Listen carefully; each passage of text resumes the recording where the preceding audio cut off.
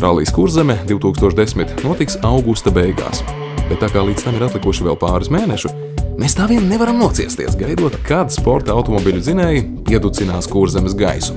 Un nolēmām paši sarīkot savas sacīkstes un pamodināt Liepājas iedzīvotājus svētdienas rītā, tā pa 8.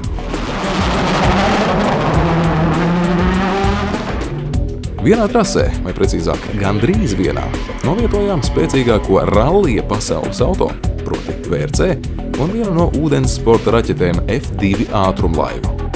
Un kā mums un arī jums noteikti patīk, skaistiem skatiem un intrigai abu šo monstru pilotu vietās esam aicinājuši labākos. Es esmu Uvis Lekters, no Rīga Powerboat, pagājušajā gadā vicečempions Formula 2 ātrumlaivās un arī Skandināvijas čempions.